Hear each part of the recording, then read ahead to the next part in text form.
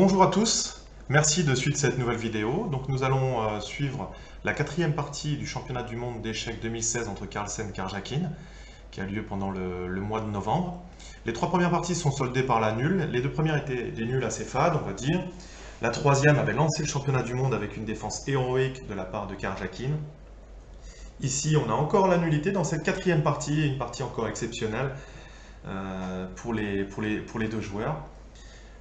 Donc il s'agit plus d'un commentaire qu'une analyse, hein, bien sûr.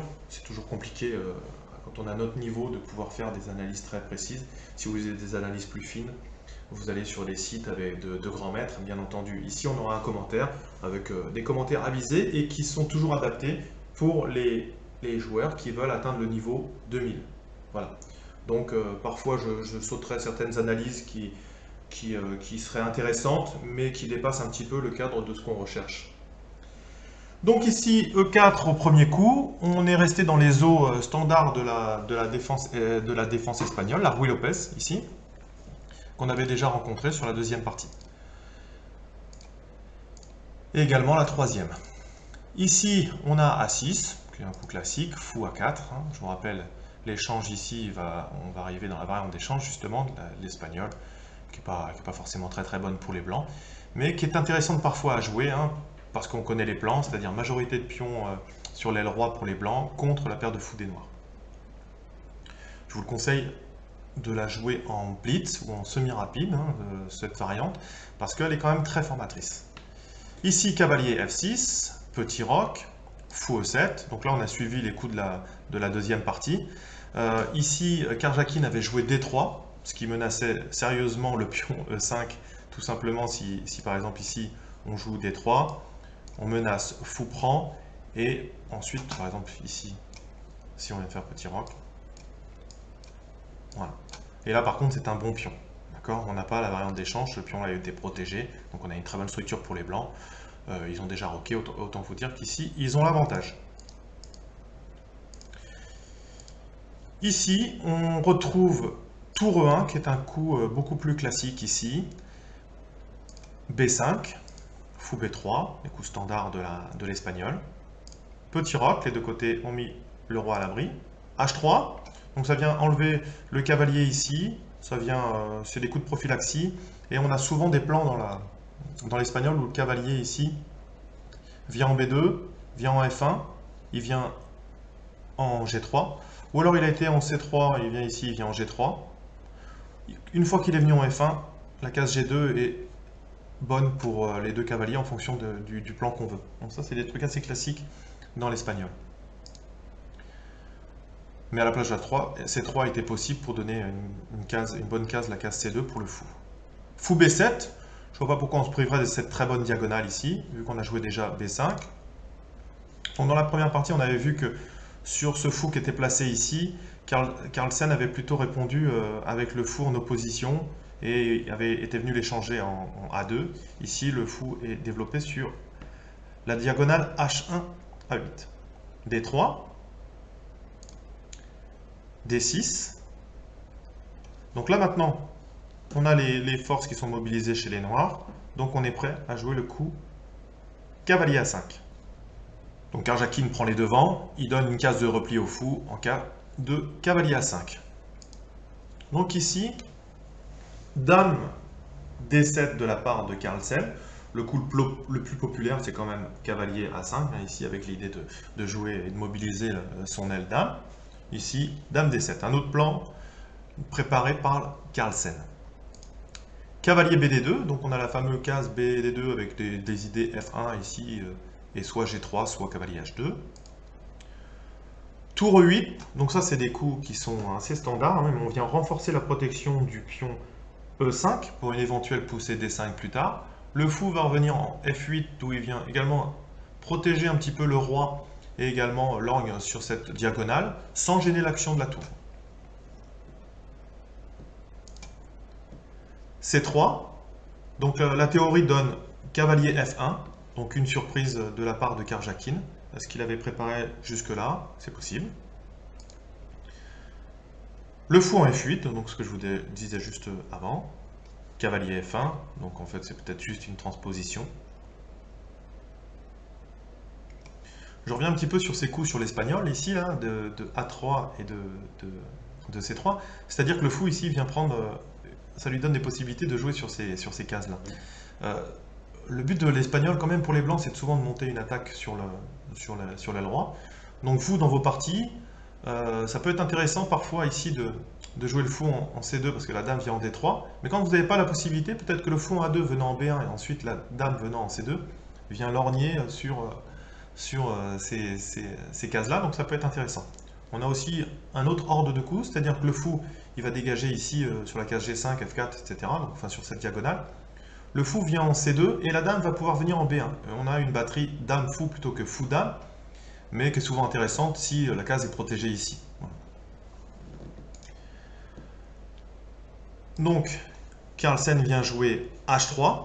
Donc ici, on commence à rentrer sur des attaques assez classiques de l'espagnol, c'est-à-dire qu'un sacrifice du fou en H6, également dame qui vient en F3, qui vient en G3 également. Une fois que la dame est en G3, on voit qu'on peut sacrifier le fou ici. Donc on va voir d'ailleurs dans la partie à terme, il va y avoir un échange de ce pion H6 contre un des pions centraux grâce à un coup tactique de la part de Karjakin. D5. Donc là, toute la mobilisation des pièces noires a été faite tout à l'heure pour ça, hein, c'est-à-dire que ça favorisait la poussée D5. Dame F3. Donc ce coup, en fait, permet un petit peu de museler le fou qui est sur la grande diagonale ici. Si les blancs avaient échangé ici au centre, en fait, ça aurait donné beaucoup d'activité au noir. Hein. Ici, il serait revenu avec le cavalier, ça libère un peu l'action du fou, etc. Bon, la dame ne serait pas encore là, bien entendu, mais voilà, ça serait un coup qui est trop libérateur pour les noirs, on va dire. Donc ici, dame F3, ça vient participer à une tentative d'attaque sur l'aile droite, on ramène les pièces sur l'aile droite, mais également un petit peu à museler le fou qui est en B7. Cavalier A5, le coup standard de l'espagnol, on vient en attaquant le fou en B3, gérer un petit peu, libérer un petit peu l'action du fou ici sur la grande diagonale. Fou A2, donc fou C2 ici était possible, mais c'était assez passif. Il vaut mieux garder le fou sur cette diagonale ici, avec le roi qui est en G8, plutôt que de venir ici sur cette diagonale-là. Vu que les blancs ont décidé de bloquer ce fou et de pas faire des échanges centraux, le fou ici n'aurait eu aucun sens. Donc ici, il vient sur une case A2 où il est beaucoup plus actif et il permet encore de mobiliser les pièces pour l'attaque future sur l'aile droite. Donc là, Carlsen ne se prive pas, lui, d'ouvrir au centre et de libérer un petit peu l'activité de ses pièces. Le cavalier revient sur une bonne case, c'est-à-dire qu'ici, il vient gêner un petit peu l'action du fou. Et Carlsen n'a absolument pas peur de l'échange du cavalier ici, parce qu'en fait, il gagnerait la paire de fous. Donc là, ici, Karjakin se décide à échanger un pion central contre le pion H, voilà, de manière tactique. Voilà. Est-ce que c'est bien, est-ce que c'est pas bien à vous de voir, de regarder un petit peu, de mettre la position sur l'ordinateur, voir ce que vous en pensez. On a l'impression quand même toujours que les pions centraux ont plus de valeur que les pions sur le côté. En revanche, ça vient créer un affaiblissement sur le roc, ça c'est indéniable. Donc dame C6 de la part de Carlsen. Donc s'il y avait une prise du pion, la dame reprend, et ensuite là, toutes les pièces sont mobilisées sur le roc. Ici, on va pouvoir gagner des temps avec la tour sur la dame, etc. Donc là, on a une bonne position pour les... On peut regarder une variante, si vous voulez. Cavalier prend D2, oui. Il y avait un pion, donc on le prend. Là, on voit le genre tactique qu'on a et on voit la différence avec le fou en A2, C2. Ici, ça permet de venir ici parce que le pion est cloué. On continue le clouage et on continue à vouloir faire un autre clouage et menacer fourchette ici. Fourchette royale. Donc la tour vient défendre à la fois la case et ensuite attaquer la dame. On perd de la qualité. Encore un coup tactique avec le clouage du fou en G7. Roi F8. On vient échanger les dames. Et on ramène le cavalier. Et donc ici, les blancs seraient gagnants. Donc quand Karjakin a pris le pion en H6 ici, je pense qu'il avait vu une autre variante, une variante brillante. Parce que ici, on peut regarder ici, cavalier prend. Donc là ici, on voit bien qu'il y a tour prend. Et sur F4, il semblerait que les noirs gagnent la dame. Seulement, ils ne gagnent pas la dame, c'est un sacrifice de dame. Tour prend le cavalier. Fou prend. Ici, les blancs viennent prendre en C7. On a vu encore la possibilité avec ce fou en A2 qui vient faire échec, qui vient faire une découverte. Donc ici, le fou qui vient bloquer la diagonale. Tour prend la dame.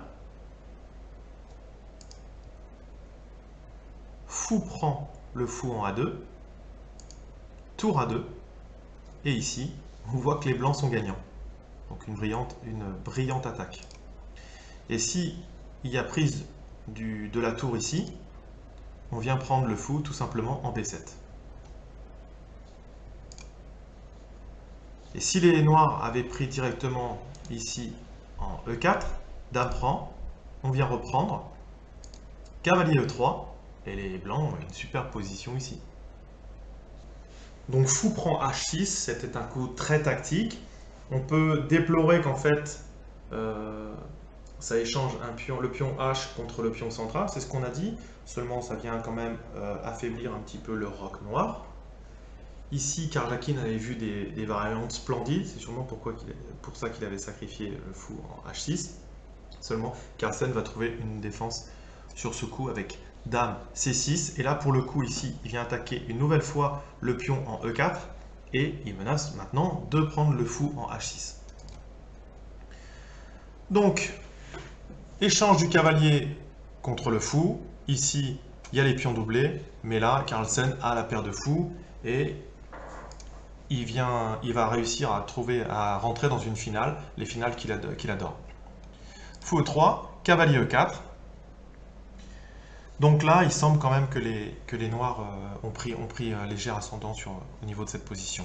Donc Karjakin avait trouvé un bon coup avec des variantes super, mais Carlsen a été encore plus fort et trouvé le meilleur coup de défense avec dame C6.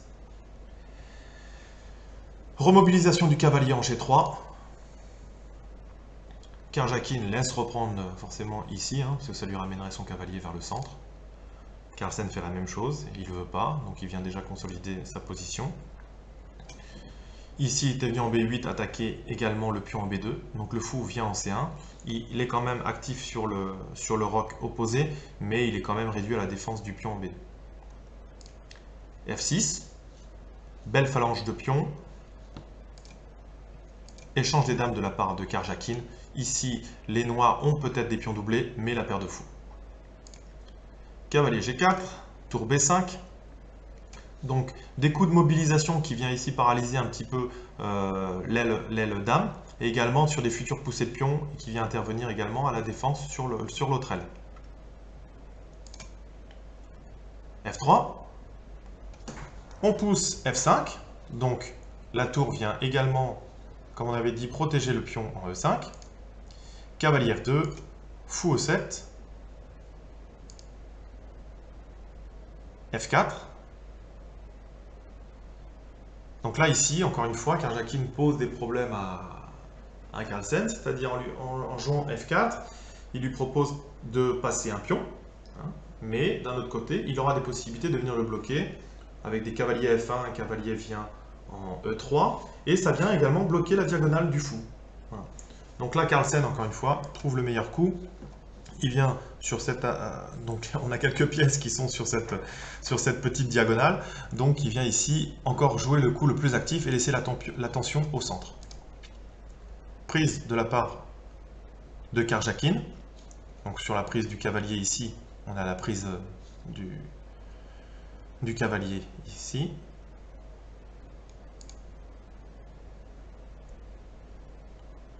Fou prend, cavalier prend, tour prend, tour prend. On vient reprendre le pion. On vient dédoubler et on a la paire de fous. Donc là, Carlsen a vraiment l'avantage ici. Par contre, la question, est-ce que c'est suffisant pour forcer le gain? Voilà. Donc Carlsen ici est très fort. Voilà. Contre beaucoup de joueurs, Carlsen aurait gagné forcément. Mais en face, il a Karjakin qui va sûrement encore exploser après ce championnat du monde, encore plus qu'il ne l'était avant. 9e mondial, c'est déjà pas mal, mais je pense qu'on va l'avoir rapidement dans les 5 premiers mondiaux, en tous les cas. Tour D1. Roi F7.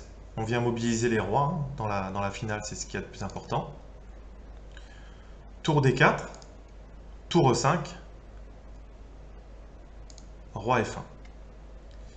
Donc là, ça vient apparaître la menace de mat, hein. Donc là, ici par exemple, si on prend le pion, on a mat du couloir. Bon, c'est pas le genre de choses qui arrivent dans les parties de championnat du monde.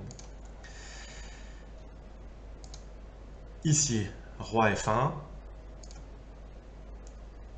Carlsen propose l'échange des tours. Pareil, encore une fois, ici, s'il veut prendre le pion, on a une enfilade ici. Plein de petits coups tactiques, bien entendu. Tour prend, fou prend. Fou G5. Donc roi H6. Roi G6, pardon, vient attaquer le fou en G5. Ici, on a un coup qui est H4, donc effectivement, ça vient consolider la position du fou, etc. Ça vient donner aussi peut-être des cases pour le cavalier, qu'on n'a pas beaucoup. Mais fou E3 était une position tout à fait envisageable ici, dans cette position. Roi H5 et fou B6. En jouant H4, quand même, à terme, le roi va venir en H5 et va constamment attaquer le pion en H4, donc réduire le fou à la défense de ce pion. Roi H5, cavalier H3, fou F7. Le fou vient ici et échange. Donc Carlsen propose l'échange des fous ici, mais ça serait complètement stupide parce que les blancs auraient un pion de moins et donc la finale serait bonne. Ici, donc en fait finalement le pion H4 a été échangé contre le pion qui était en D6 qui était arriéré ici. Donc là ici, on a encore donc une mobilité de pions ici de 3 pions contre 2. Et ici, on a une majorité pour les noirs de 2 pions contre 1 avec la paire de fous. Donc c'est ce que Carlsen va essayer de gagner en torturant son adversaire. Donc je vais vous montrer la suite de coups. On ne va pas analyser tout ce qui est possible, hein, mais vous allez voir que Carlsen a tout tenté pour essayer de gagner cette position. G5. Donc le but, c'est d'essayer d'amener, c'est-à-dire ici, on a les fous qui vont protéger les 2 pions avec l'espace, etc. Et ensuite, ça sera avec le roi d'essayer de venir sur la case A2 pour ensuite pouvoir prendre le pion B2. Donc c'est parti. Roi G6, G4, fou B6. Ici, bien sûr, si on vient pousser ici en F4, on vient enlever de la mobilité au pion ici et la position sera très proche de la nulle. Donc, Carlsen garde le plus l'attention possible. Ici, il vient le jouer. Donc, voilà. Est-ce que fou D6, fou E6, c'était plus intéressant de garder encore la tension centrale? On peut voir une petite variante ici. Prise, prise. On a créé notre pion passé.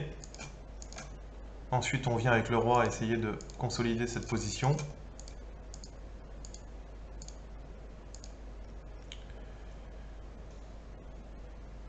Voilà, donc on a un pion passé. Est-ce qu'ils sont mieux? Peut-être.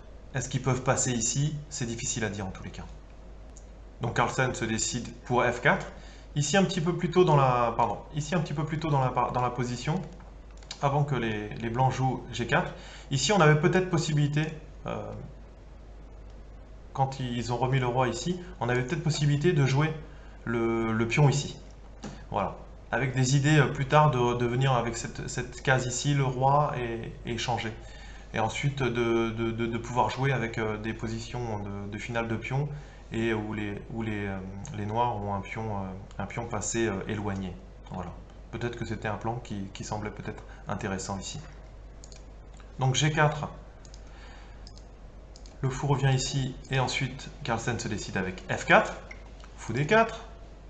Donc là, Karjakin aurait été intéressé par l'échange d'un des 2 fous. Hein. D'ailleurs, ça c'est une technique. Quand l'adversaire il a la paire de fous, eh bien ce qui peut être intéressant, c'est si la position est fermée, de la laisser fermer. Et si ce n'est pas possible, essayer d'échanger un des fous. Ça c'est une des techniques. Donc forcément ici, Karjakin aurait été très content de pouvoir échanger ce fou. Ce que refuse forcément Carlsen. Donc c'est parti pour des coups où Carlsen va essayer d'améliorer la position et de ramener le roi, comme on a dit, sur l'autre côté. Okay. Donc là, on a Karjakin qui a fait ce qu'on appelle une blockade en anglais. Ici, le roi noir ne peut pas pénétrer ici. Ici, il ne peut pas pénétrer à cause du cavalier.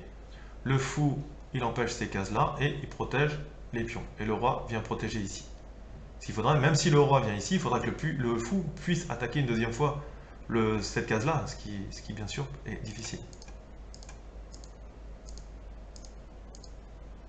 Donc il essaye avec son fou de lui empêcher quelques cases de venir ici. Forcément, l'échange cavalier prend était mauvais, bien entendu. Donc là, les rois ont atteint la position qu'ils désiraient, les noirs, pardon, avec leur roi. Mais ça continue, donc Carlsen continue la torture dans cette partie en essayant de trouver les meilleures places pour ses pièces. F3, il se décide à avancer le pion. Fou E3. Fou D7. Donc là, il propose l'abandon de ce pion. Donc on va voir qu'est-ce qui se passe si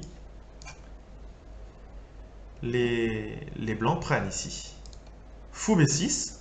On vient attaquer le cavalier. Le cavalier est obligé de partir. On prend un pion. On vient bouger le roi. Et ici, dernière tentative désespérée pour les blancs. Ils viennent protéger la case de promotion.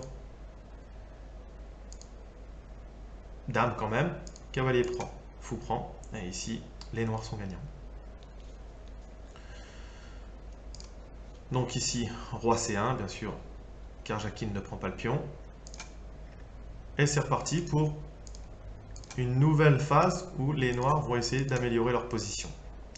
Donc là, finalement, les fous ont été échangés. On a deux pions isolés. Est-ce que ça va suffire pour la victoire? On va voir tout ça. Donc là, déjà, on commence à répéter un petit peu les coups. Finalement, Carlsen se décide à repartir de l'autre côté avec son roi.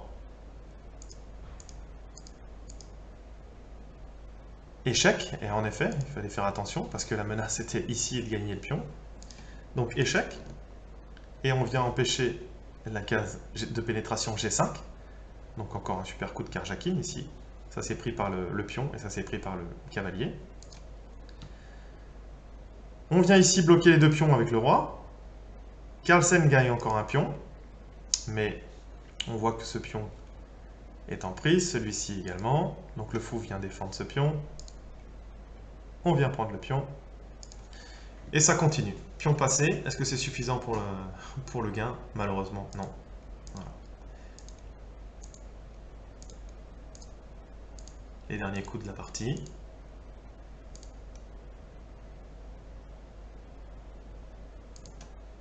Voilà. Aucune chance de gain dans cette position. Et la nulle a été conclue. Quatrième partie du championnat. Encore une âpre lutte. Voilà, Carlsen a tout fait pour essayer de gagner cette position, qui s'était bien amenée. Hein. Dans le milieu de jeu, il a dominé Karjakin. Karjakin a tenté un coup tactique avec fou H6 avec des variantes absolument somptueuses que vous pouvez regarder autant de fois vous voulez, mais qui sont vraiment magnifiques. Et Carlsen a trouvé Dame C6, qui était vraiment le coup qui défendait la position et qui prenait un léger ascendant. Il gagne la paire de fous. Plus tard, il réussit à dédoubler ses pions, donc il a un avantage en finale. On a vu quelques pistes qui semblait intéressante, mais bon, assez difficile. Karjakin a encore fait preuve d'une défense et d'un jeu absolument exceptionnel. Donc on a hâte de voir cette cinquième partie. Donc 4 parties, 4 nuls, mais le championnat du monde est vraiment lancé. Merci d'avoir suivi cette vidéo. Je vous rappelle la chaîne YouTube, le site internet wchesstrainer2000.com. Je vous rappelle, c'est un site Objectif 2000. Qui est fait pour les futurs 2000, ceux qui veulent progresser de 1200 jusqu'à 2000. Tous les cours sont gratuits. N'hésitez pas à commenter, à liker, à diffuser, etc. Je vous rappelle que le site est gratuit. Voilà, le but c'est que le maximum de monde puisse en profiter. Moi, vous m'aidez à progresser et c'est bien ça le principal et ça fait qu'on partage tous la même passion et c'est ça qui est super. Voilà, merci encore d'avoir suivi cette vidéo. Bientôt la 5e partie commentée. À bientôt!